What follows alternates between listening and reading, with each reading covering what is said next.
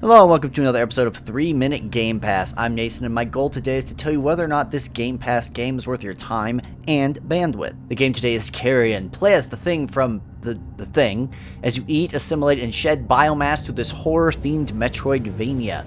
Is it fun devouring everything in your path? Let's find out.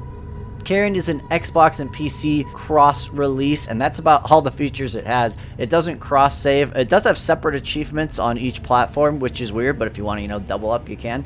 And it's not optimized on any platform in particular, but it's a pixel game, so it runs fine both ways.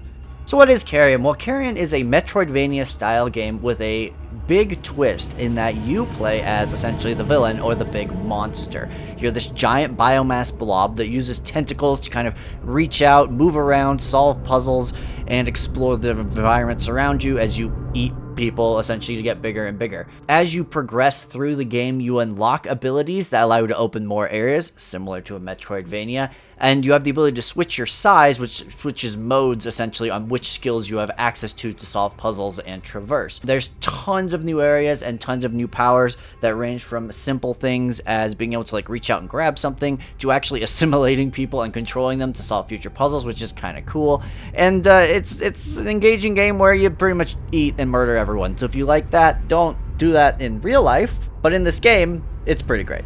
So what do I like about this game? Well, without sounding like I should be in an institution, I will say it is pretty fun to murder everything as this giant, gross, the Thing monster. You kind of lurk around stealthily and then eat people. It's very satisfying. The graphics, and particularly the animations in this game, are really excellent. It's a pixel game, but it kind of has a bit of a look like Flashback on the Genesis, where the human characters have very fluid animations. And on top of that, the way the Thing moves around the environment is just awesome. It's just grabbing things, moving around. It looks just incredible in motion. And lastly, it's a solid Metroidvania all in all. It's the right length. It's just a couple of hours. This isn't a particularly long game, but it keeps it short and sweet based on its mechanics, and so you can kind of sit down and 1 to 2 days beat this whole game and have a great time.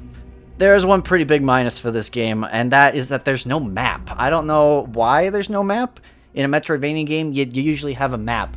It's pretty easy to get lost and forget where you need to go because a lot of the missions and the areas look very samey, which means that you're going to get confused as to where you are, especially without that map.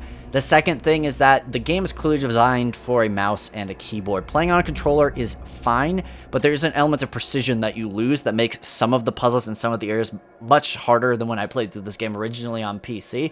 Not a huge problem, but a bit of a minus. And lastly, combat isn't exactly complex in a game about being a giant Thing monster that murders people. You kind of just grab them and eat them.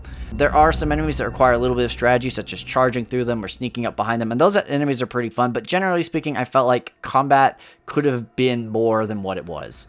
As you know, I rate games here on a 3-point scale. Must play, maybe consider, or don't bother. This is a maybe consider for me, and the main reason is that the premise is what really sells this game. Playing as a monster is pretty great, and being able to sneak around and eat people is hilarious and fun, but beyond that, you're getting basically a bog standard Metroidvania that doesn't really do anything particularly special besides its premise. It's still totally acceptable and fine. I don't think this is a bad game, and it's worth playing if you think the premise is cute. But all in all, I'm mostly excited to see what the team learns from this game and see what they can pull off in Carrion 2, because I feel like this is a good framework for something that can be added upon, improved on, and make the sequel an absolute must-play of a game. But that's all I've got for you today. Thank you so much for watching, and you go out there and enjoy Carrion.